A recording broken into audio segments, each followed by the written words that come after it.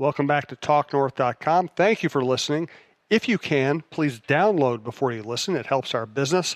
I'd also like to thank our producer, Brandon Morton, and let you know if you'd like to sponsor this program or any of the programs on the network, you can reach me at jsouhan47@gmail.com.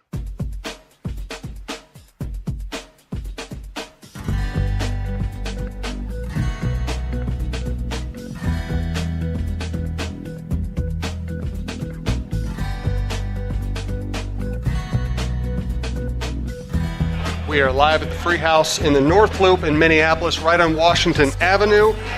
Great place to eat, drink, hang out on the patio, hang out on the bar, get a reservation, and hang out in the restaurant. See a lot of familiar faces here tonight. This is the Cheryl Reeve Show, part of the talknorth.com podcast network.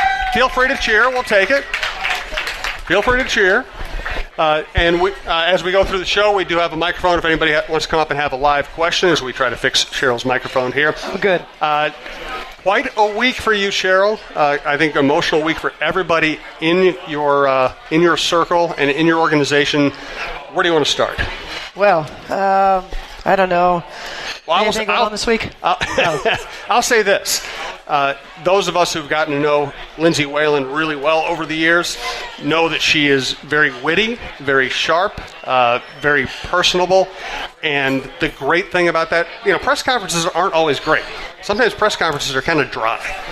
That was one of the great press conferences of all time. That's what we said. We said just how outstanding she was, and just how in her element, authentic. And, I think through the years you've seen, Lindsay being a young person at the University of Minnesota all the way through to a 15-year professional career. And so you see the growth in a person. And so it's kind of at the height of how comfortable she is in her element. And it was, as hard as a day. I mean, it's coming. I knew before, that this was happening. It was just a matter of when. But it couldn't have gone any better. It was definitely emotional. You have Lindsay's mom in the front row, who so much had to be going through her mind. I said, I can't even imagine how long you've watched your daughter play. But to have the good fortune to, you're going to be able to see her in a different capacity now, but still around the game of basketball, which they love so much. So just a storied career. And I just said I was just happy to have a good seat, for just, 9 seasons of that career. And some of the times of my life spending with Lindsay Whalen. So I feel lucky. I thought it was very telling, too, that here she is at the press conference, and it was a big production. This wasn't some hastily thrown together thing. This is a big production with her teammates there, and her family, the entire organization lined up there. And one of her first reactions is to congratulate John Foke on his broadcasting award. John's up there just kind of being the MVC, and all of a sudden she's making him the focus. That's so Lindsay. It is Lindsay, and just she's such a relationship person. Anybody knows that's what life's about. And anything that you do, when you have relationships, you're going to enjoy what you're doing. It's just so much more fulfilling and meaningful. And she when we first started talking about this was probably going to be her last year. Now we had talked in the off season. I knew exactly where she was. I kind of pushed her towards playing. Matter of fact, there was a day when she said, "Coach, I think I'm done," and I said, "I don't accept your resignation. We're going to keep going." And just there's some tough things mentally, and it's mostly physical. Trying to get past preparation, and I just felt like, one more go around with this group, that she wouldn't have any regrets about that, and I was happy to hear her say that. But when we first started talking about this, when we told the PR guy, "Hey, we're going to put out a press release that Lindsay was retiring," and he said, "Okay," and he said, "A press conference?" I said, "No, let's just do a release. Lindsay doesn't want a press conference." And my goodness, are we off base with that? This thing is huge, and no, we don't need a press release. We're just do a quick release. And this thing was pretty big. It was, and it was interesting. You obviously had the intense personal conversations with Lindsay. I had my own conversations off and on with her over the last year, and she did sound ambivalent at times. And then it was almost like becoming the coach at the University of Minnesota energized her a little briefly there. And then you have the big emotional press conference the day after she comes off the bench for the first time in 204 games or whatever. And then she seemed to get another burst in her last game. Yeah, I think you hit the nail on the head. I saw all of that as well. I think the excitement, but then also I think with those comes, like you said, there's a burst, and then sometimes when you have a burst, you kind of get that. It's emotional, and it's adrenaline.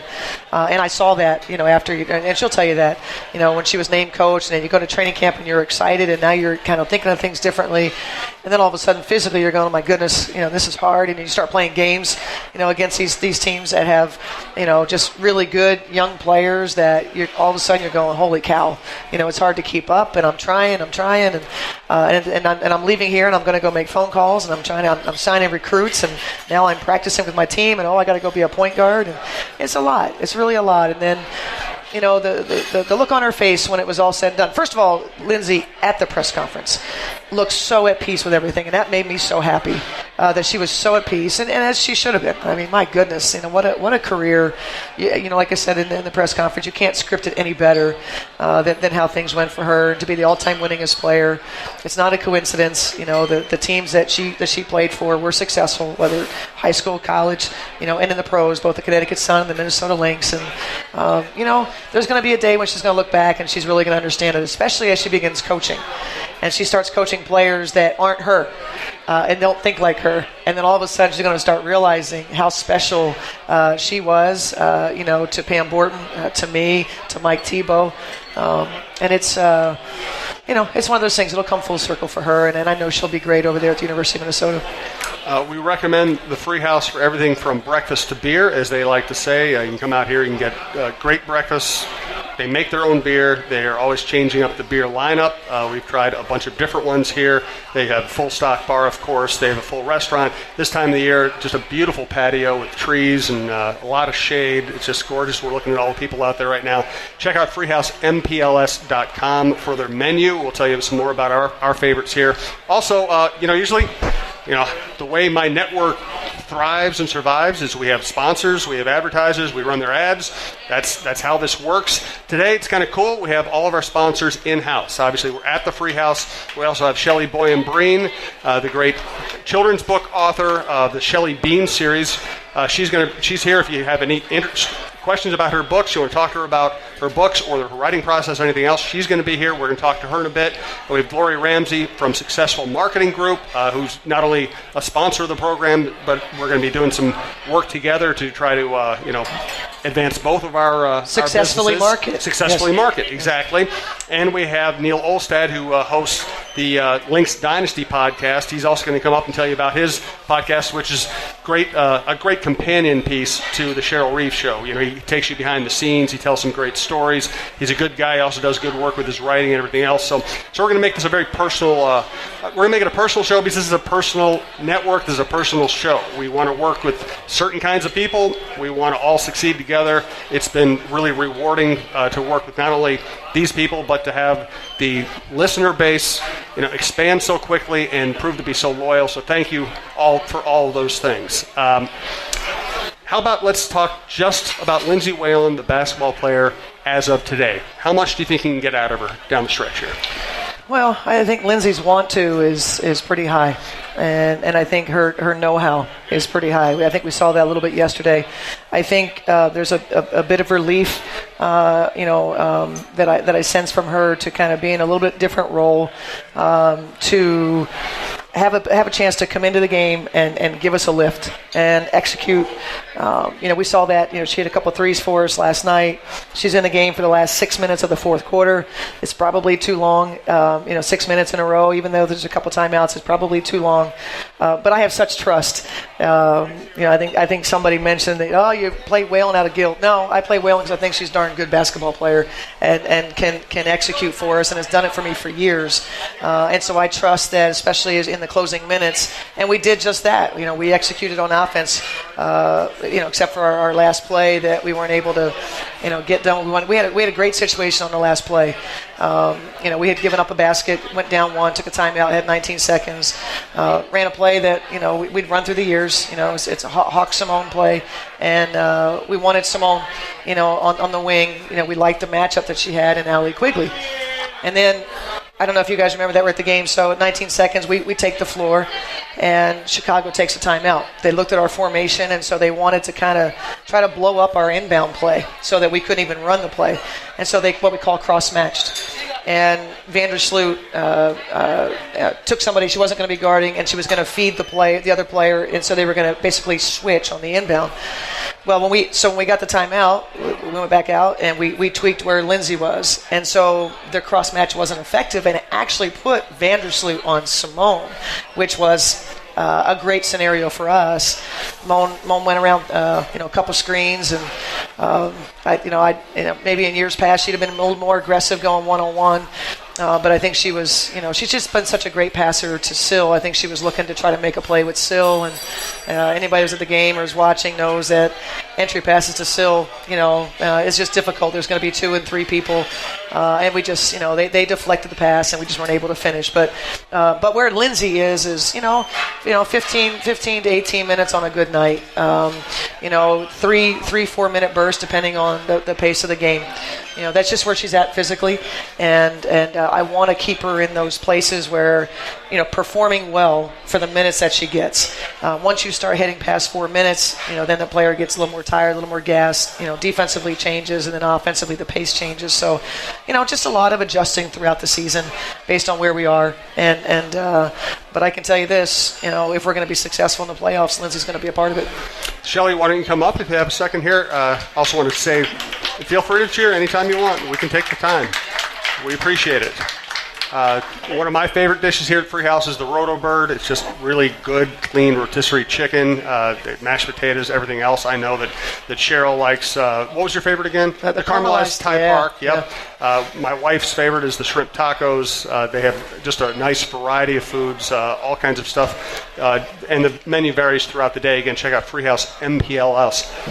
Let me say it again, freehousempls.com. I'm popping the mic for some reason to see their entire menu. So Shelly Boyne-Breen is here, and we've told you about her books, the Shelly Being the Sports Queen books.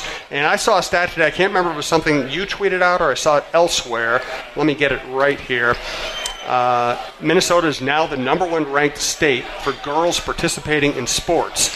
And as the tweet read, and I apologize if I'm not crediting properly, there's so many powerful female athletes out there. Looking at you, Lindsay Whalen, there's never been a better time to play like a girl. That dovetails with what you're trying to do with your book series. And instead of running your ad, we're just going to have you tell us about your books and take it away. So the stat of girls' participation in sports in Minnesota being so high is a direct relationship to the success of Cheryl and the Lynx, what Lindsay Whalen has contributed to the state. We have somebody like today, it was announced that Natalie Darwitz was inducted into the Hockey Hall of Fame. So many girls have been, and boys have been watching these strong women grow up in Minnesota, and now we're seeing that direct impact on it. Less than 1% of children's books across the country that are published each year have a physically active female that's represented, and that's not necessarily the lead character. That's not necessarily represented on the cover. And so Shelly Being the Sports Queen is my hope to have a product of a new generation where girls and boys are growing up with a strong female role model who's playing sports in their books. And she's not a princess. She's a strong queen. And at the end of every story, she reflects on her day. She's proud of what she's accomplished. And she rewards herself with a new sports charm for her crown. So it's not about getting the medals, but about that self-reflection. Well, I think it's obviously something that Let's. I mean, this is incredible. I remember, Shelly, how long have we known each other? Better part of 8 years, let's say. That's right. And you guys know that Shelly used to work for the Lynx organization, put her heart and soul into it, so that we could be the franchise that we are today. And I remember when Shelly first started talking about taking on this project, and I am just giddy. And I don't know how many years and how the blood, sweat, probably the tears about pulling something like this off and getting it to this point, and how popular this is and how important this is. And the statistic of less than 1% is absolutely unacceptable. And so we applaud what you're doing so that we can have these books, and we need to get them in the, you said it's not, I don't know the technical terms, but essentially you can order these books through Amazon or ShellyBeingTheSportsQueen.com. And of course, because of the broadcast, if you enter code LynxCoachReeve, which is your Twitter handle, it is, right? You get a 25% discount at ShellyBeingTheSportsQueen.com. I love it. It's just really important work, and I know it's going to continue to grow. Are you able to talk about any other projects that you might have in the works? Well, so all I want is world domination, and I don't think it's too much to ask. So my vision is that every child is waking up with Shelly